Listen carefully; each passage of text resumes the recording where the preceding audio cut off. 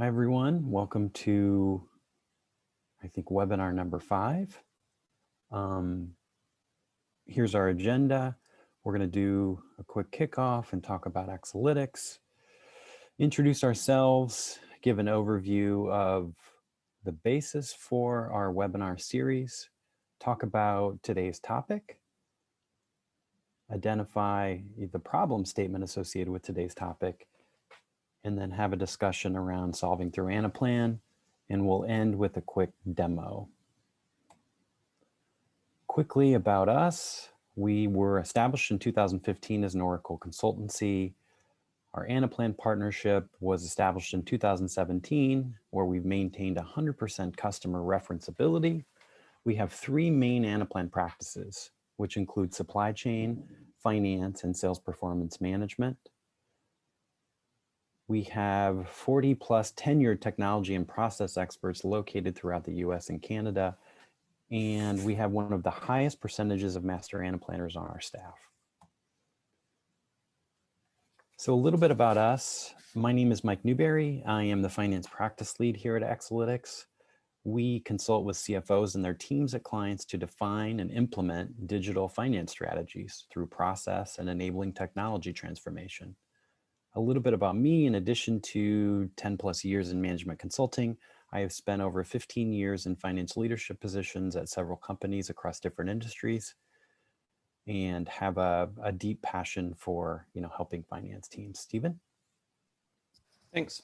Stephen Ganatovich. I've been working with Anaplan for probably 5 years or so now. Expertise is really in finance transformations. So I've completed probably 30 or so finance transformation projects in Anaplan.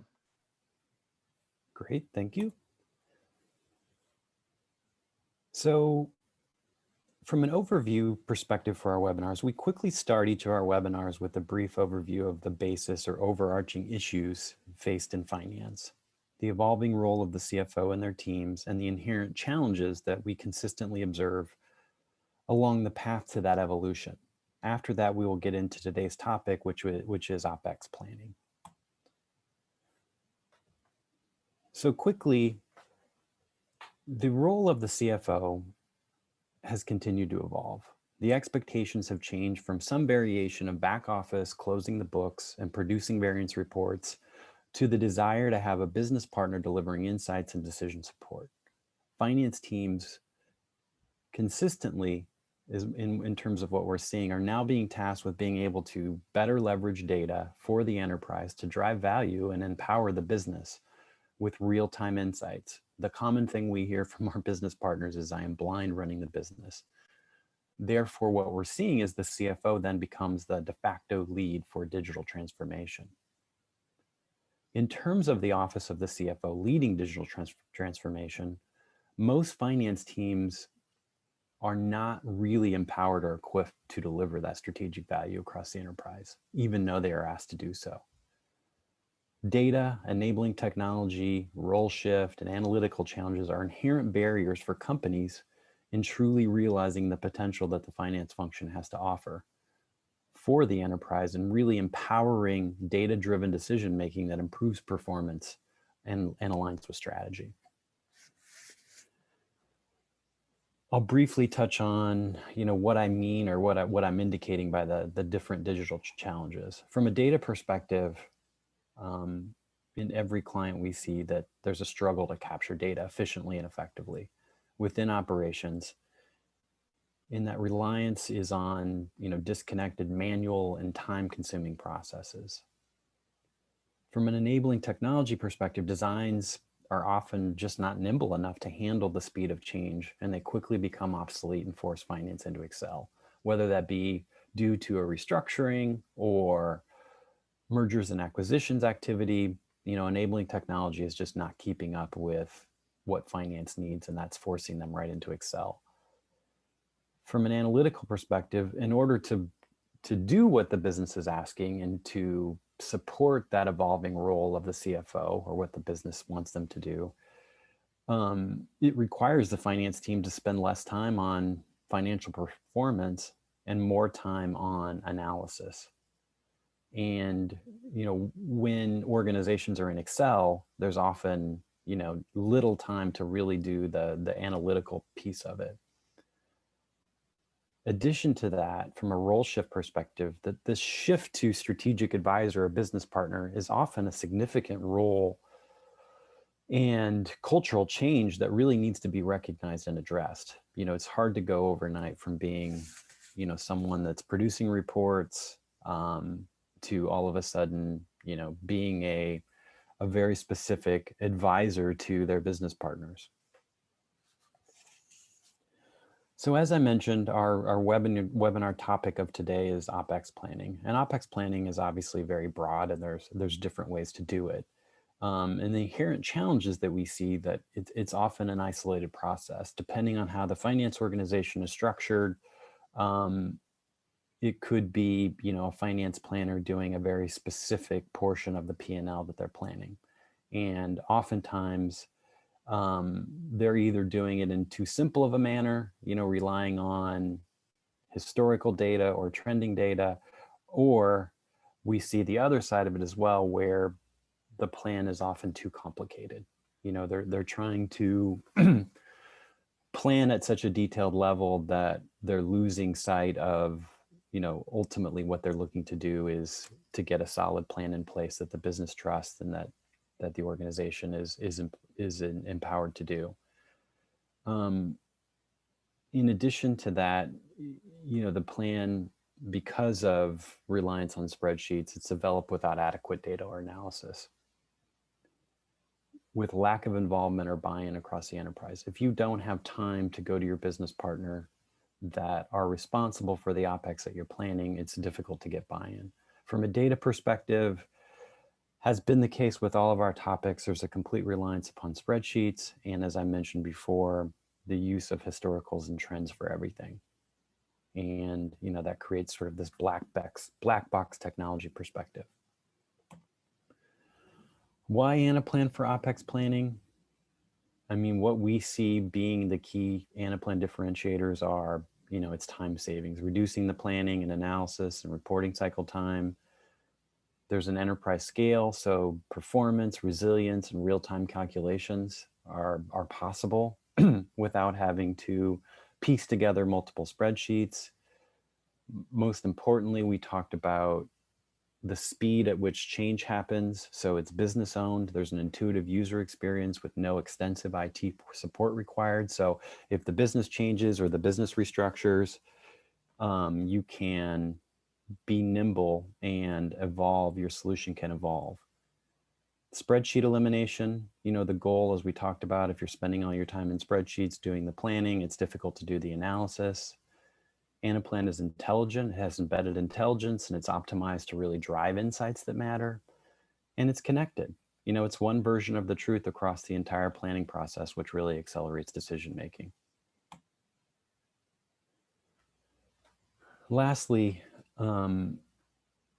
enabling OPEX planning in Anaplan and what this business values. So I've talked about some of the enablers. It supports stronger business partnering by modeling customers, channels, projects to manage costs and really maximize profitable growth. It can connect top-down financial models with bottoms-up operational plans, which is very important for OPEX. You can spend more time analyzing, advising, and partnering with the business instead of just assembling the data. It's robust in its ability to create driver-based modeling and flexibility to change assumptions readily, which is really key for OPEX as the business evolves. And I think COVID was a perfect example of this. And what does that mean from a business value perspective? It reduces the cycle to create annual budgets and even long-term forecasts. It reduces data errors and associated time to resolve those errors, thus allows for more time for value-added analysis. And lastly, it optimizes decisions around gross margins, profitability, new product launches, and a potential M&A activity. So if you're doing it all in one place and you have those changes, you're able to modify modify within one tool and have one version of the truth. From an Anaplan platform perspective, really the key things are it's a single platform. Your entire organization can share the same data. It's updated in real time. The key part is the organization really evolves into an analytical arm of the business, is that it has that what if scenario planning. Oftentimes, the asks for what if scenario planning are prevalent throughout each month of the year. And so having the ability to do that and setting up the ability to do that and not having to do one-off ad hoc analysis every time is really key to saving time and creating better decision making. And then the Hyperblock engine, Anaplan's patented in-memory Java-based planning engine, is built for rapid calculations of large data sets. Just being able to, calculate fast. I mean, all time that can go back to finance. Getting to the analytical piece is important. And then lastly, even the most complex calculations compute almost immediately with zero slowdown to the platform. So at this point, I'm going to turn it over to Stephen, and we're going to just do a quick demo to share some ideas in terms of what can happen from an OPEX perspective in Anaplan. All right, thanks, Mike.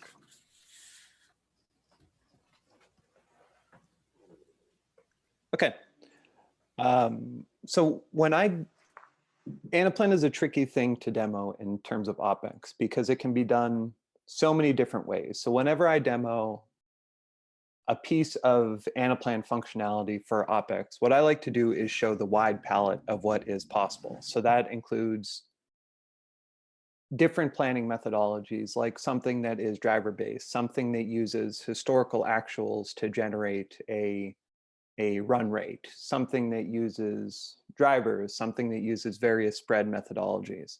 So what I'm going to do in walking through this today is show just a few of those different options. And some of the dashboards may not even be our best practice recommendation of how to actually do that sort of planning. But we've put together this demo in order to show the art of the possible and all of those things that are really possible within Anaplan. So I'm going to start on our COGS planning dashboard and walk through from here. So I think this is a good place to start because it's very basic P times Q. So we have unit costs for various items broken out in our hierarchies in here, our planning version, our year, our regional selector, and then our product list. So by our various product lists here within Europe, we have items 14 through 18 shown here. And by quarters, what are the unit costs for those items? Very simply, just P times Q. So that's one option. If we move on to G&A planning, we start to involve a bit more of a driver scenario here. So we're showing up top here for planning for G&A. Within this section, we have software maintenance, utilities, office supplies, networking, and then other. I think this is a pretty appropriate example for this segment of accounts. So for software maintenance, if we don't want to go to the level of actually planning line by line or having ZBB type of components, software maintenance by using previous year's actuals, 2 previous year's actuals, and just applying a growth rate on top of that. So if we anticipate that this year is going to have higher software spend, maybe moving towards more of a remote workplace was the catalyst for this increase in the software spend, we can plan it here. And then within that yearly growth drivers, we can apply various spreads. So if we wanted that to just be flat throughout the quarters, if we wanted to apply more of a weighted quarterly spend, perhaps that's towards the end of the year where we're maybe have some extra budget left over and want to apply more spend weighted towards the back half of the year when we take on more IT initiatives, and then can apply some trending on top of that. So layering on to the previous example, this takes an account, uses the previous year's actuals, applies some growth rates on top of that, and then some trending towards just a yearly growth rate on top of that. Of course, with all of these examples, we can generate an override if we like the previous year's actuals, we want to apply our growth rate on top of that, but that doesn't look quite right, then we can just apply an override and that becomes our final expense. I'm actually going to go down here. Similar kind of example in R&D to the previous example that we showed. So this one takes a previous period's actuals, and then by our different planning version, chooses how to drive the out year forecast for that. So on this selection here, we have research selected, and then we choose last 12 months expense for the budget, and then for the forecast, we plan it a little bit differently. So we planned it by a percentage of sales. If this looked a little bit wonky here, so if we move this back to 0, then we get the original value here down for this research component. Again, the example that I want to show on this R&D planning dashboard is just really overriding by month. So if we knew that there was going to be, increased research spend in maybe these 3 months,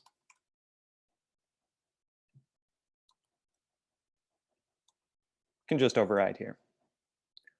Now the dashboard I want to spend most of the time on is T&E planning. And what I like about this T&E planning dashboard is that not necessarily really the actual process around how all of these budgets are built, but just the wide palette of what's possible in Anaplan here. So the top module that we have here, this shows flights as a percentage of sales and then our forecast percentage. So it's calculating behind the scenes within this cell, what is the percentage of sales that flights actually made up? So then we can use that number to push forward. If we think that flights are going to be, accounting for COVID here, that there was going to be a lot less flight time, we move this number down by about 1/5. If we wanted to do things like involve, even TSA flight numbers to determine what this value could be, that's possible in this kind of module. So the percentage of sales methodology is something that we see used pretty often.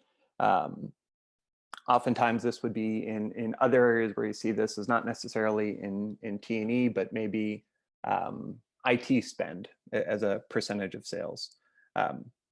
So top section here, this is showing the methodology for this is taking actuals that come in, calculating the sales, and then using previous actuals from flights to determine the value, and then just using a basic input to determine for this account what's the driver for this account. The next example on this dashboard, there's also an input section for these drivers. So I'll show these actual items here on the right in a second, but we're making some assumptions here for low, medium, and high costs for airfare, car, hotel, and per diem. And then just using this, so for sales ops, we've inputted some specific examples. So we have 3 conferences coming up. We plan these in terms of number of trips, the period that they're going to fall in, the number of days that they're going to be, cost category, if there's going to be a car included. So we're starting to move here towards more of a ZBB type of slant for this. So planning for a specific item rather than using drivers. In this example, we're combining a bit of both because we're using drivers to actually generate what the total cost of this trip is going to be. But again, this just gives a flavor of combination of ZBB type of components with also using drivers to generate things that maybe don't want to be too exact on, but can make some assumptions around airfare cost, hotel, etc. This type of structure where there are individual line items that you can add. So here, this is a conference in Austin within sales ops. This type of structure where you're adding line item level detail, or another way to refer to that is maybe subledger type of activity on the actual accounts or cost centers, is very common in Anaplan. Another place that we see this is in CapEx planning, where new CapEx initiatives are planned for in Anaplan. And then all of the assumptions for that can be maintained at the actual line item level. So then here, this then rolls back up into, even though we're planning at that lowest level or line item level detail, that rolls up into our natural GL string. So here we've got our individual items rolling up into flights, hotel, meals, transportation, other. And then this would roll up into a total expense forecast. At the bottom of this, we have a global events driver. So here we apply some very generic assumptions about the impact of the COVID-19 pandemic, right? So, but the use case for this is that within ops, we can apply other types of global events that we just want to peanut butter spread or have some big impact event within these individual cost centers. So to summarize this dashboard, at the top we have individual GL level activity that's calculated using a percent of sales and then generating a forecast using some inputs based on previous actuals. The roll up in actual budget versus actuals, forecast versus actual spend amount in this summary module here. The ability to create and maintain assumptions by different GL categories, the ability to add beneath those GL or within those cost centers, different individual events, so incorporating components of ZBB.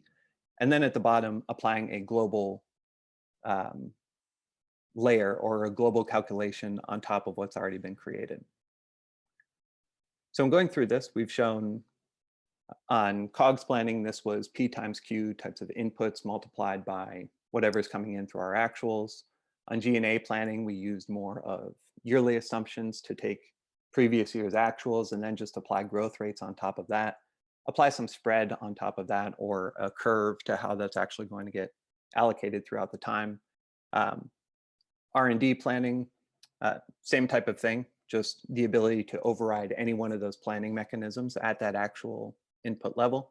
And then on T&E, using a broader array of both calculations and then inputs, as well as assumptions. And then finally, some global events on top of that.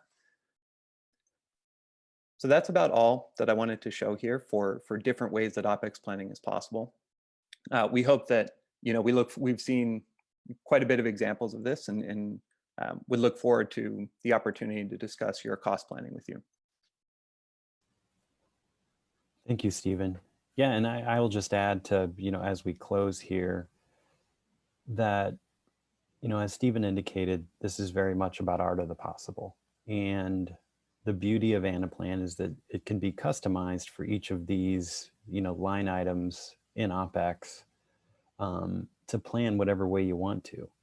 And so if there's, there's things that you're doing, offline in Excel, it can be encompassed all in one place and have the ability to look at different scenarios. Even though, right now you may be planning T&E as an example of just trending and keeping it flat to last year, this allows you to, also use more of a bottoms up perspective to add detail to what that plan is and to make yourself and your business partner more comfortable with where you're going with this and your final numbers. So thanks for joining us today. Hopefully this was helpful, and as Stephen mentioned, we look forward to hearing from you and seeing how we can help your organization.